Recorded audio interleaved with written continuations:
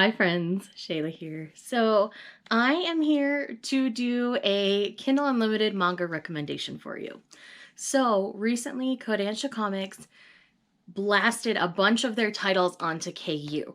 So I'm going to talk about the ones that I've read and why I think you should try them out. This list is going to be long, so grab a notebook, sit down, and let's get started. Now, these are only going to be ones that I've read. I did build myself a TBR from this as well, so expect me to be doing some try-threes with the Kindle Unlimited titles. So first up, we're going to talk about Chihayafuru. Chihayafuru is a series we will probably never get in physical print because it is really long, and it's about kind of an obscure sport/game in Japan. And it's about these teens who kind of bond over it and all their relationships together. This is a very character-driven story, but I never thought I would care so much about a sport I knew nothing about when I started this. It's so good. Definitely do that. And the art is chef's kiss, top tier. If you're looking for more of a battle shonen kind of a story, EdensZero is a great one. This is by Hiro Mashima, the same one who does Fairy Tail. And I like it better than Fairy Tail. It's a little bit darker and a lot more interesting to me than Fairy Tail was, so maybe give that one a try. Next we have Waiting for Spring, which is one of my all-time favorite shoujos. It does have a basketball sports element to it, but it's about this shy girl who befriends these four guys on the basketball team, and the guys on the basketball team aren't supposed to date, and so all the girls like claim them as their own and stuff, and so when she starts to get close to them, it causes problems, but I really love how this one plays out. We've got one more volume left to go in it, but it's one of my all-time favorites. Next, I have To Your Eternity. Now, this one is a really interesting, I believe it's a seinen title. I cannot remember the demographic for sure on this one. It's either shonen or seinen. I can't remember. Anyways, we're following a being named Fushi, and Fushi is learning about the human experience through means that would be spoilery if I mentioned them. So the less you know going into this series, the better. Just trust me and try it. It is absolutely stunning and fantastic. Now I have Our Fake Marriage. This has the first 3 volumes on KU, I believe. This is a fake dating, fake marriage, childhood friends to lovers kind of story. It's so good. It's so fun. Definitely. I've read the first 2 volumes of this one. Definitely give it a try. And then I have The Heroic Legend of Arslan. I don't know how much is on KU. I've read the first 5 volumes, and I enjoy it. It's definitely more dialogue heavy, so if you don't like dialogue heavy stories, this might not be for you. But it's very like war-centered as well. It's a really good story. I would recommend it. Himaru Arakawa does the art for it, and they do Full Metal Alchemist. Then we've got LDK. This is a really fun shoujo series in which we have people who are neighbors at the same school, and something happens with their apartment and they basically end up living together. It's really interesting. I really enjoy it. Definitely has the like broody, quiet, kind of mean boy and the girl. So just know that going into that one. Then we have The Beauty That Is a Silent Voice. This is one of the best shonen I've ever read. It's so good. It deals with bullying, so trigger warning for that. We have a deaf heroine who's bullied by this boy when they're like in like 6th grade roughly. And then he basically bullies her to the point where she's kicked out of school. And it's about the ramifications after that. And now that they hit high school, he wants to make amends. He wants to make things better. He wants to be her friend. And it's about their journey kind of possibly having a friendship. It's beautiful. It's so good. Then we have That Wolf Boy Is Mine. This one is a really cute 4-volume series. It has shape-shifting pretty boys and the girl that they befriend at school. It's cute. Then we have Say I Love You. This is I would say it's a borderline josei series because they get pretty smutty pretty quick in this series. But it does involve high schoolers.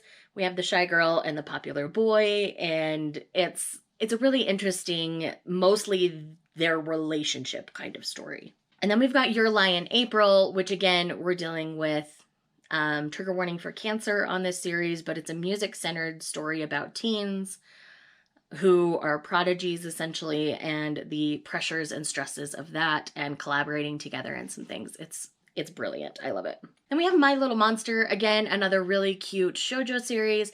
We have the brainy girl and the boy who seems like a delinquent, but he's really a cinnamon roll, and people just don't understand him because he's a little bit quirky, and it's about them having a friendship into a relationship. It's really sweet. I really love it. And then we have Wake Up Sleeping Beauty, which is one of my all-time favorites. I have a whole reaction vlog for this one. I'll leave it linked in the corner so you can check that out. Then I have Love and Focus by the same mangaka that does That Wolf Boy Is Mine. This is a short 3-volume series, boarding house style shoujo that involves the photography club. We mainly center on our 3 main characters. I would love for this mangaka to revisit this boarding house because the other characters were fantastic, but we mainly follow these 3 and their love triangle, and it's actually really precious. I quite like it. Another one that's on there that I've read the first volume of and I do want to continue via KU is Land of the Lustrous. This one's a little bit obscure. It's got some battle elements to it. I don't even know the demographic on this one, but basically you're dealing with gems going into battle, and sometimes they get damaged and things like that. And just from what I remember being intrigued, so I want to continue on KU. Then we have Kitchen Princess, which is also right behind me. This is a really cute cooking style shoujo with a love triangle with brothers. It's choice. I quite like it. Then we have My Boyfriend in Orange. This is an age gap romance between a high schooler and a firefighter. He's pretty young. He's like early 20s, so it's not like a big age gap, but there is that legal barrier of she's in high school, she's not 18, and he's an adult. So know that going into that one. But it's still like really innocent as far as I've read, so I think you'll be kind of okay. Then we have Hat Atelier, which is one of my all-time favorites. This is about Coco, who discovers how magic works in her world, essentially, and she accidentally commits a taboo, and so she's trying to correct it, and she's being trained by Master Kifri, and it's about her adventures learning magic and what that means for the greater world, and oh, it's so good. Oh, it's so good. I've got a couple of Akiko Higashimura's series, which she is one of my all-time favorite mangakas. So we have Princess Jellyfish, which deals with adult women who, you know, they're called NEETs, but they're basically like people who are obsessed with their fandoms and they don't work kind of a thing. And how one person comes into their life and uproots everything and changes all of them for the better. And I love the series a whole lot. It's super sweet. And then we have Tokyo Tarareba Girls, which is definitely an adult romance. We have a woman in her 30s who's coming to the realization that romantic love is going to be even harder now that she's older. So her and her friends have this deal where they want to be married or engaged or with their partner by the 2020 Olympics. And it's really fun. It's kind of messy and you're going to feel up and down through the whole series, but it's still a journey that I absolutely adore. Now we have Sweetness and Lightning, which is one of my favorite seinen slice of life series. It's about a widower learning to care for his daughter through the help of one of his students at school. This is not an age gap romance. I'm going to tell you that right now.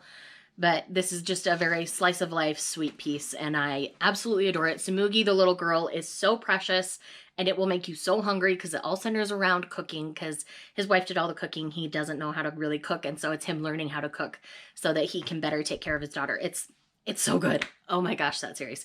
Then we have Real Account. I've read the first 2 volumes of this one. This is definitely a gory title. I want to say it's a seinen, might be shonen, can't remember. But basically it's like Hunger Games meets it's like a social media Hunger Games kind of thing.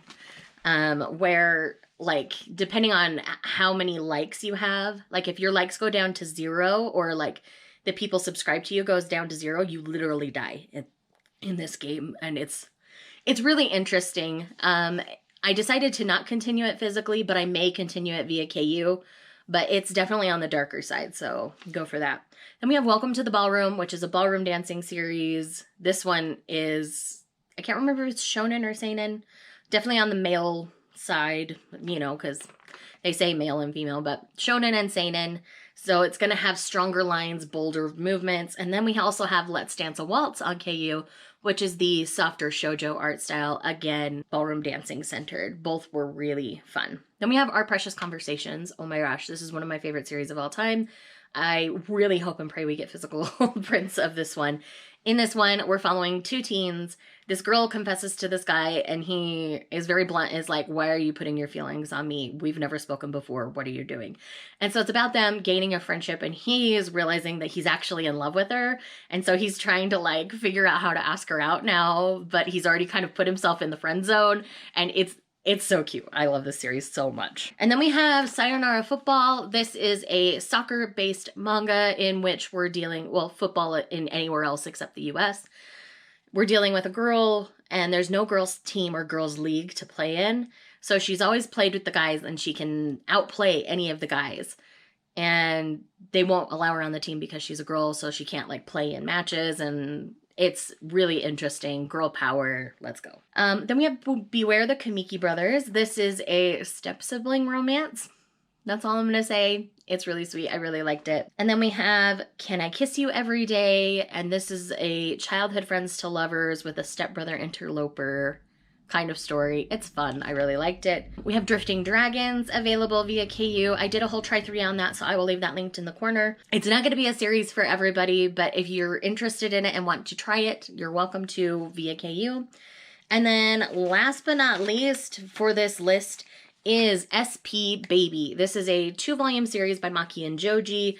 It's like a bodyguard and the rich guy romance. Yes, we're talking a female bodyguard here. And it's brilliant. I absolutely love it. So that's a really quick blast of a bunch of series on KU that I've read, that I enjoyed, that I think you may enjoy. And I tried to give you, you know, enough information for you to decide if it's something you want to try or not. So let me know in the comments down below what manga on KU you recommend, and I will see you guys in the next one. Oh wait, one more I need to mention is A Sign of Affection by Sue Morishita. We have a deaf heroine and the guy who makes an effort to get to know her, and it's about their budding relationship. Like, oh my gosh, it's so precious and so cute. I read this recently.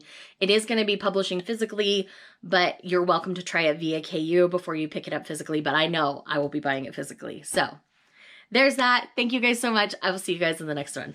Bye.